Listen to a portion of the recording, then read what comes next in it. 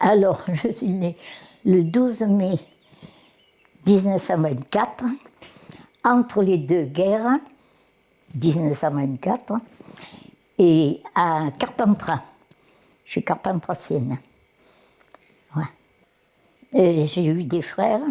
J'avais un petit frère qui est mort à 6 mois, et puis je me rappelle très peu, je devais avoir 2 ans.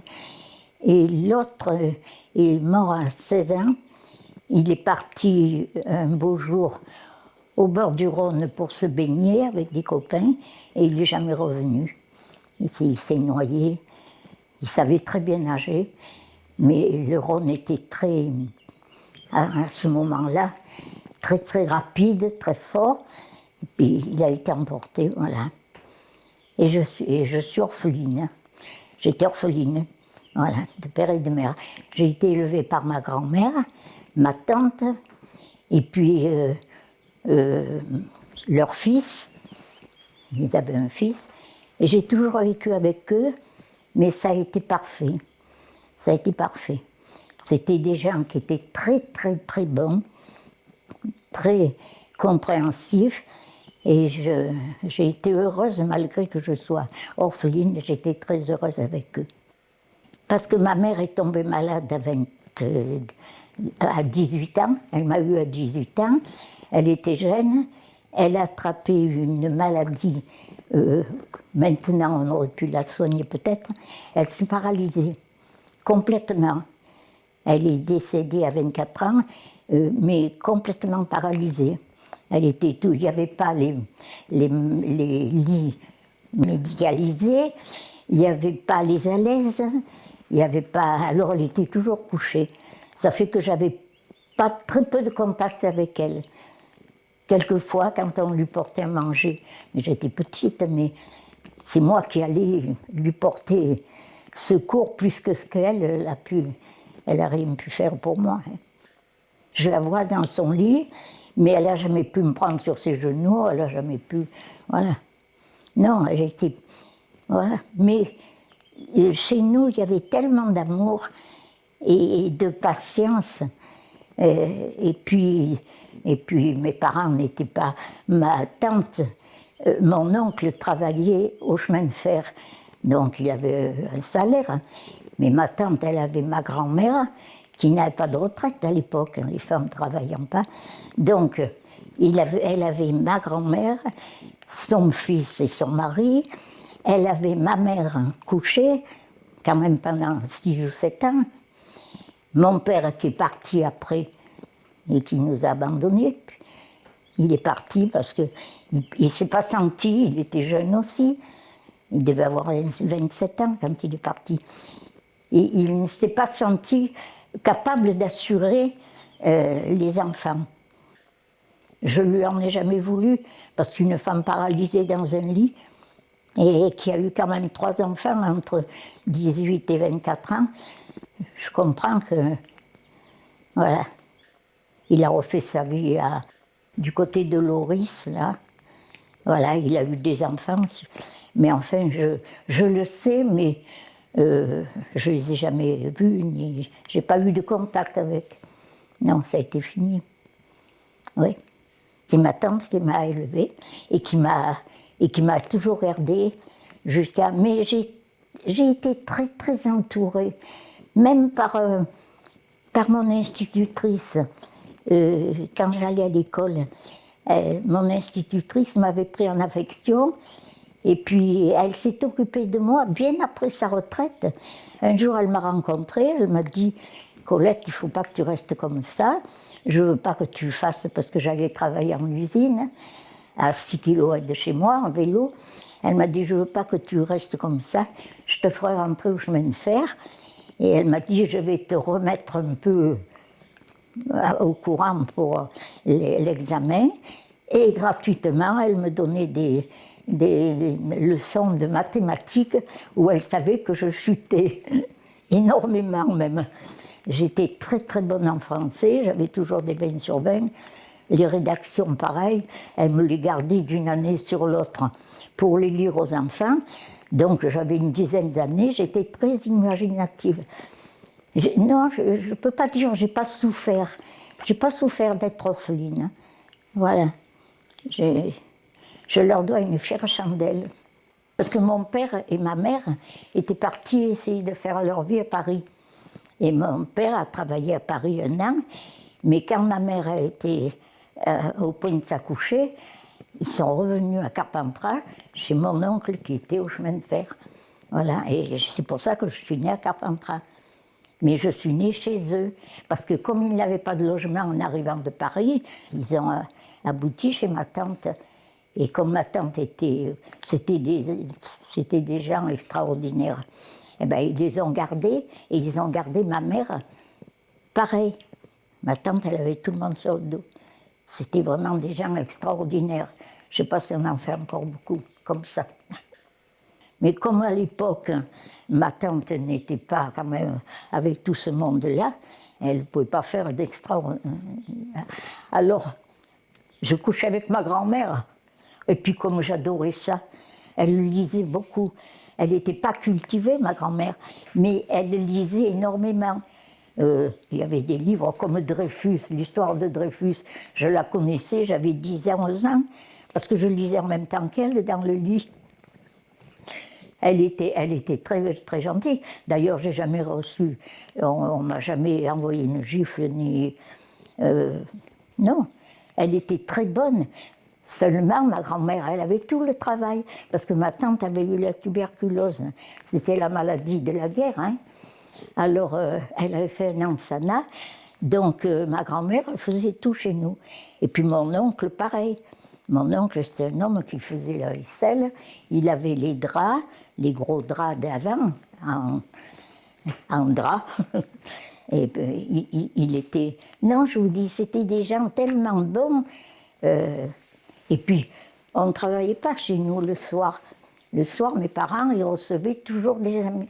Les amis, on avait toujours beaucoup d'amis. La maison était toujours ouverte. Pas comme maintenant qu'on ferme tout. Mais à l'époque, les voisins venaient faire la belote. Ça fait que chez nous, et quand c'était tous des cheminots, un village de cheminots. Donc quand ils étaient de nuit, qu'ils ne pouvaient pas venir faire la belote, ma tante, elle ouvrait le journal, elle nous lisait le feuilleton du journal, et puis elle nous chantait toutes les chansons qu'elle avait apprises en sana, elle nous les chantait, elle avait une très jolie voix. Non.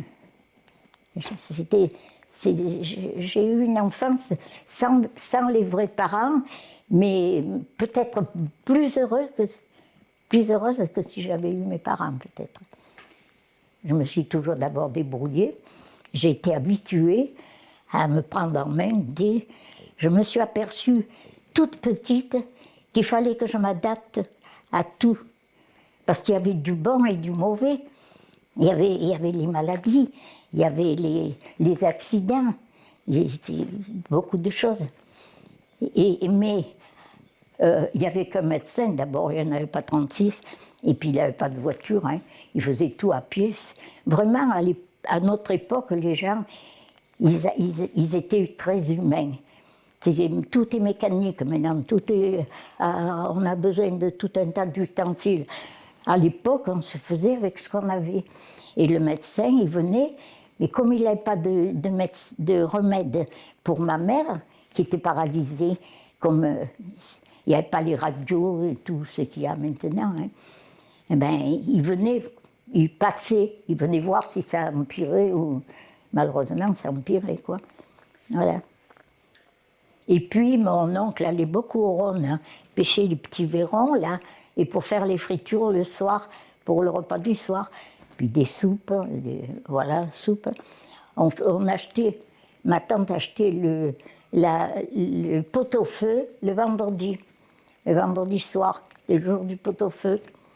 Mais à part ça, ben, mon oncle, il avait des tourterelles dans une cage, et tout ça, c'est...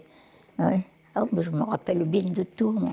Et mon oncle, le pain, on avait une ration de pain, mais c'était très peu. Et comme mon oncle il travaillait la nuit au chemin de fer, ou les matinées, il faisait... Donc il fallait qu'il mange, pour tenir, il fallait qu'il mange. Donc on lui donnait souvent notre ration, et puis on s'en passait. Bon, on n'en a pas souffert, on s'en passait, c'était normal, voilà. Nous, c'était simple, on ne pouvait pas... Il y avait mon frère, mon cousin, c'était mon frère de cœur, j'ai été élevée avec lui. Alors on était 3, alors ma tante, elle achetait, par exemple, un tourne-disque. Et le tourne-disque, le premier disque, c'était l'hymne belge. Au lieu d'être une chansonnette, c'était l'hymne belge. Alors, il y avait ça, mais ça faisait pour les 3. Et puis, sinon, elle nous achetait le ping-pong, le filet, les choses. Et avec mon cousin, qui était 4 ans de plus que moi, tandis que mon frère était plus jeune, ben avec mon cousin, on jouait tous les deux. C'était notre jouet. Voilà, c'était des choses. Et puis ma tante, elle nous avait abonnés quand même à un journal. Mon cousin, c'était le petit aviateur de 15 ans, et puis le poilu de 12 ans, ou quelque chose comme ça. Et moi, c'était Bernadette, le journal de l'église, des enfants, quoi. Alors, je recevais Bernadette. On n'était pas privés, on n'était pas comblés. On n'était pas comme maintenant, on avait de la reconnaissance. On savait qu'ils n'avaient pas les moyens de faire mieux, puis on n'y pensait pas. Mais moi, je lisais tout. D'ailleurs, il faut voir, là-bas, là, il y a des livres de partout, J'adore. Alors l'école, eh ben, j'aimais bien, parce qu'alors j'étais très forte en français et en rédaction. Je me souviens avoir rencontré un enfant sur mon chemin un jour qui me dit « Tiens, la maîtresse, elle a lu une de tes rédactions ». J'avais beaucoup d'imagination. Et en français, j'avais toujours 20 sur 20 en dictée, tout ce qui était littéraire. Mais après, en mathématiques, ça rentrait de là et ça sortait de là. Et c'est pour ça que je n'ai pas continué, que je n'ai pas voulu continuer mes études, parce que je disais, je vais les décevoir, j'y arriverai pas. Je me suis mis ça dans la tête. Et comme on ne m'a pas obligée, eh ben, j'ai arrêté après, 1 an après le certificat d'études. J'ai arrêté, voilà. Et de décevoir les personnes qui voulaient m'offrir l'école, parce qu'il fallait payer. Je n'ai pas travaillé tout de suite, hein. Mais puis après, quand j'ai eu 16 ans, quand même, je me suis fait embaucher dans une usine de corsets qui était à côté de chez nous. Je n'avais pas envie d'aller travailler en usine, hein. C'était l'horreur pour moi. Et quand il y a eu 6 mois que j'y étais, je n'ai pas pu, hein. Je suis repartie. J'ai dit, comme ma tante ne m'obligeait pas, ma tante ne m'a jamais obligée à travailler pour l'aider. Mais moi, je me sentais responsable quand même, hein. Elle m'élevait, elle avait élevé mon frère. Donc, après, je suis rentrée en usine à Valence. Alors là, j'avais quelques amis qui, tous les jours, en vélo, et comme je n'avais pas les jambes pour faire du vélo, faire de la marche, des kilomètres à pied, ça ne me fait rien. Mais le vélo, 0. Elle me prenait par une épaule, quand il faisait du vent, elle me poussait. Et j'ai travaillé 3 ans en usine. C'est là que j'ai rencontré ma maîtresse d'école qui m'a dit « Mais Colette, tu n'es pas faite pour aller en usine comme ça. » Elle m'a dit « Je ne veux pas que tu fasses. » Elle m'a dit « Je te donnerai des leçons pour te remettre à jour. » Et voilà. Alors c'est comme ça et que je suis rentrée au chemin de fer. Voilà. Après, ça a été la guerre. Alors ça a été... Là, ça a été... Après, tout ce que j'ai vu pendant la guerre... Ça n'a pas été du même, hein. Parce qu'alors c'était les morts, les bombardements, et ça j'en ai vu, hein. J'entendais ma grand-mère qui faisait que parler de la guerre de 14. Elle avait perdu un frère, et puis elle me chantait, les chansons qu'elle me chantait, c'était « Vous n'aurez pas l'Alsace et la Lorraine ». Ah non, vous ne l'aurez jamais. Elle me chantait ça, elle me prenait sur ses genoux, elle me chantait ça. Vous voyez, les chansons d'enfants. Après, j'ai vu, je l'ai vu, je l'ai senti cette guerre quand même, parce que dans mon village, il est arrivé Moi, je suis née en 24, la guerre a fini en 19, ou je sais pas, la guerre 18, 19. Alors, j'ai vu un monsieur qui avait qu'une jambe, qui avait laissé sa jambe à la guerre, un autre qui avait été gazé, le père d'un ami qui avait été gazé, il ne pouvait plus travailler. Alors, j'ai compris les conséquences de la guerre. Et quand l'autre est arrivé, je l'ai senti. J'étais jeune, à 14 ans, 15 ans, avec une amie. Je me souviens m'être arrêtée au bord d'un chemin. On allait répéter pour jouer, comme on jouait beaucoup de théâtre. Alors, on s'est arrêté au bord du chemin et on s'est dit, mon Dieu, il va y avoir une guerre. Et alors, elle avait 2 frères de 19-20 ans, et moi, j'avais mon cousin qui avait 4 ans de plus que moi, qui devait avoir 18-19 ans. Alors, on disait, mon Dieu, ils vont partir à la guerre. Alors déjà, avant la guerre, on était déjà un peu... voilà. Et puis après, alors, après, c'est tout ce que j'ai pu... Hein, je travaillais, je faisais les nuits au chemin de fer, les matinées et les après-midi. Je faisais les 3-8. Et un jour, que je suis arrivée pour prendre mon travail, il y avait par terre 30 morts, là, comme ça, par là, à mes pieds. Alors les Allemands, il y avait eu les bombardements, donc les bureaux avaient été démolis, et il y avait 3 Français et 11 Allemands. Alors les 3 Français, il y avait le père de ma meilleure amie qui était mort dans le bureau, et puis les 11 Allemands, les Allemands sont allés chercher au Fort Montluc à Lyon, ils sont allés chercher 33, 3 pour 1, 33 hommes. Il y avait des politiques, des juifs, des bohémiens, des communistes, tous des jeunes qui partaient pour aider au FTP, au FFI. Et tout ça, ils sont allés en chercher 33, ils les ont mis contre le mur et puis ils les ont... Voilà. Et moi, j'arrivais pour prendre mon travail, j'ai vu tout ça par terre. C'était donc chez nous, à Port-les-Valence, que les gens avaient été tués, que les bombardements, hein, c'était les Américains ou les Anglais, je ne sais plus, qui avaient, voilà, qui avaient bombardé, qui avaient tué ces Allemands. Ces Allemands, ils sont morts à Porte, ils sont allés en chercher en prison, ils ont pris à Lyon, parce que c'était une grande prison, hein. Ils auraient pu les prendre à Valence, ils auraient pu en prendre s'il y avait une prison. Enfin, ils ont pris. Voilà. Mais ça a été terrible, hein. Moi, je me souviens que je suis allée voir dans une chambre, je me suis dit, parce que mon ami veillait son père, qui avait été tué là. Alors, on allait le veiller, et il y avait des chambres pour les cheminots qui prenaient leur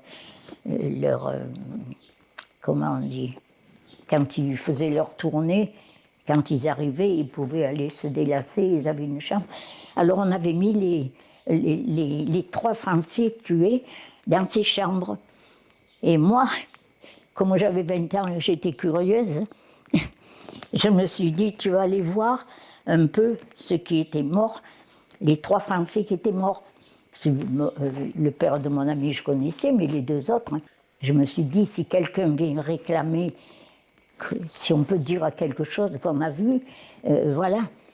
Alors, je rentre dans une chambre, il y avait un drap qui était bien étendu, là. Je le soulève, je suis partie en courant. Il avait été soufflé. Il avait une tête, comme ça. Ben, une bombe, ça l'avait soufflé. Ça, alors, il avait une tête énorme, énorme. J'ai pris peur, je suis sortie en courant. Mais enfin, bon, voilà, c'est des souvenirs, quoi. Souvenirs de guerre. Hein. Et puis tous mes collègues avec qui on allait danser le dimanche, chez une amie, on se retrouvait à quelques-uns, ben, tous ils sont partis et ils ont été torturés et tués au Vercors, quand il y a eu la guerre du Vercors, là. Ils ont tous été tués. On en a retrouvé dans un puits, on en a retrouvé. On demandait aux jeunes de venir aider pour De Gaulle. Donc, les jeunes avec qui je sortais, qui avaient mon âge, ils sont presque tous partis pour la France libre. Et donc, voilà, ils se sont fait attraper. Une nuit, j'ai fait une grosse bêtise. Une nuit, j'étais au téléphone. Je recevais les dépêches et je les expédiais un peu partout en France. Et une nuit, je me suis retrouvée seule. Les bureaux avaient été démolis. On avait des baraquements. On était dans des baraquements. Et moi, j'étais au téléphone. Et j'aurais dû recevoir les annonces des bombardements. Quand il y avait un bombardement d'annoncé, il fallait que je l'annonce à tous les postes qu'il y avait sur les voies et les gares. Et puis, cette nuit-là, je me suis retrouvée toute seule dans un champ, dans ce baraquement, et j'étais toute seule. Et tous, je ne sais pas où ils étaient. Alors, je ne sais pas, j'avais rencontré quand même quelqu'un qui m'avait dit qu'ils sont allés boire de l'autre côté, dans les anciens bureaux qui avaient été démolis, il devait y avoir de l'eau, je ne sais pas. Ils étaient tous partis là-bas, les chefs et puis les employés. Et moi, je me trouvais toute seule. Alors, je me suis dit, mince, il y avait quelques Allemands qui passaient. Ils n'étaient pas méchants, c'était plutôt des Allemands, des cheminots qui avaient peut-être... non, ils avaient toujours des bonbons dans la poche quand ils venaient au bureau, ils me sortaient. Je n'osais pas les prendre, je n'osais pas les manger. J'avais peur qu'ils m'empoisonnent. Quand on a 20 ans, on pense. Voilà. Alors, je me suis retrouvée toute seule et je me suis dit, mince, tu vas faire comme tu vas aller boire. Tu t'en vas. Je suis partie. Pendant ce temps, ça a été annoncé, le bombardement. Heureusement pour moi, parce que dites, j'aurais pu faire tuer des centaines de gens. Hein. Heureusement pour moi, j'ai toujours été bénie, hein. J'ai toujours été protégée. Et le vent, il faisait du Mistral. Le vent a arrêté les fusées qu'ils envoyaient pour bien cibler l'endroit où ils voulaient bombarder. Le vent les emportait sur la colline qu'il y avait après nous, à 3-4 kilomètres. Ce qui fait qu'après, les Allemands, ils n'ont pas pu bombarder, ils sont repartis chez eux. Ils sont repartis. Et moi, eh bien, j'ai été sauvée. Le chef de dépôt, après, il me téléphone, pas le chef de gare, mais le chef de dépôt. Il me dit, Colette, vous savez ce que vous avez fait? Heureusement que j'étais bien avec tout le monde. J'étais bien. Ils ne m'ont pas envoyé de blâme ni rien du tout. Mais il m'a dit, ça aurait pu être grave. Ça m'a mis du plomb dans la tête. Hein. Quand on a 20 ans, on ne pense pas à tout. Bon, comment voulez-vous que j'ai pensé, moi, une minute, que pendant que je partais quelques minutes, il allait arriver ça. Alors, heureusement que... Mais je vous dis, j'ai toujours été protégée, toujours. À chaque fois qu'il m'est arrivé quelque chose, il y a eu quelque chose de bon qui m'a sorti d'affaire. Et alors là, il y avait eu encore d'autres bombardements, parce qu'on a été bombardés plusieurs fois, et il y a eu des morts de gens que je connaissais dans des bombardements autres. On nous avait envoyés dans des baraquements à 3 ou 4 kilomètres de chez nous, un hameau, comme vous diriez, Sainte-Colombe, où il y avait une rivière là. Et je me rappelle, ils avaient fait, dans les classes, ils nous recevaient dans les classes de l'école. Et moi, je me reverrai toujours, ah ben oui. Alors, il y en avait une, parce qu'on était 3 téléphonistes. Moi, j'ai travaillé qu'avec des hommes. Hein. Les téléphonistes, on se remplaçait, une la nuit, une le matin. Donc, j'ai toujours travaillé qu'avec des hommes. Et là, alors, donc, il y avait une de mes camarades, une autre devant, une par bureau. Moi, j'étais après. Tout d'un coup, je vois rentrer un maquisard avec avec son arme. Je me suis demandé pour lui qu'il ne se trompe pas, qu'il ne vienne pas me chercher moi. Moi, j'ai eu la force là de ma vie. Et puis non, ils ont pris une de mes collègues qui avait fricoté avec les Allemands et même beaucoup, on la voyait sur le bureau pour une paire de bas, elle couchait avec un Allemand. À l'époque, les femmes, elles avaient des bas de soie, elles mettaient les bas. Et alors pour les Allemands, eh ben, ils couchaient avec des femmes, ils leur apportaient les bas, ils leur apportaient des vêtements, voilà, qui fauchaient ailleurs, hein, mais enfin, voilà. Donc tout ça, ça se savait. Alors ils sont venus la chercher et ils l'ont emmenée sur la place du village. Et nous, quand on est jeune, on est bête. Moi, j'ai du regret maintenant. Je me dis, tiens, c'est de la méchanceté. C'est pas de la méchanceté parce qu'on n'est pas méchant. Mais j'aurais pas dû le faire. J'aurais pas dû aller la regarder. J'aurais pas dû prendre part à cette histoire. Et j'ai vu quand on l'a rasée, on était tous les gens du coin là, on était tous à la regarder. Ça m'a toujours poursuivi, ça. J'ai dit, j'aurais pu, Lucette, surtout que je l'aimais bien, cette fille. Elle était gentille, à part ça, hein. Elle était vraiment... on était allé à Romans, dans l'Ardèche, dans la Drôme, à Romans, pas loin du Vercors, là. On était allé, on avait fait, on avait acheté de la laine de mouton, de la laine de... quand on rase les moutons, là, qu'on les tond, et on avait ramassé, et on l'avait porté à l'usine, à Romans. Et on avait, après, on a tricoté, on a fait des vestes. Et j'étais partie avec elle en vélo, toutes les deux. Et donc, moi, j'aurais pu être prise aussi, étant sa collègue. Alors, je balisais, hein, quand j'ai vu qu'ils arrivaient avec leurs armes, là, leurs mitraillettes, et puis... Mais je balisais. Et puis... Mais j'aurais pas dû aller. C'est un remords pour moi, ça. C'était pas à voir, c'était pas... Elle s'est mariée avec un Américain, hein, entre nous. Après, elle est allée travailler avec un foulard à Lyon, pour les Américains, et elle est partie, elle a épousé, elle a fait un beau mariage avec un ingénieur ou je sais pas quoi. Et elle est partie en Amérique, je ne l'ai plus revue. Ouais. Alors mon mari, je l'ai rencontré au téléphone. Parce qu'on se téléphonait à toutes les gares pour annoncer l'arrivée d'un train, ou enfin bon, bref, au téléphone. Et donc la nuit, on téléphonait aussi bien à Grenoble qu'à Lyon, qu'à Valence, voilà. Alors un jour... on a un examen à Valence. Il y a eu un examen et pour être titularisé. Et j'allais le passer. Et lui, il avait fait un an en Angleterre pour apprendre à piloter, pour les bombardements et tout. Et quand on l'a renvoyé dans l'Angleterre, quand il est arrivé, eh ben, il a pris ce qui est arrivé en premier. Comme son père était au chemin de fer, il est rentré au chemin de fer. Et c'est comme ça qu'on s'est connus. Moi, j'étais au chemin de fer, on s'est connus comme ça. Et alors, on parlait toujours, comme avec beaucoup d'autres. Hein. Puis le jour de l'examen, il est venu avec une dizaine de collègues. Alors, moi, j'étais seule fille.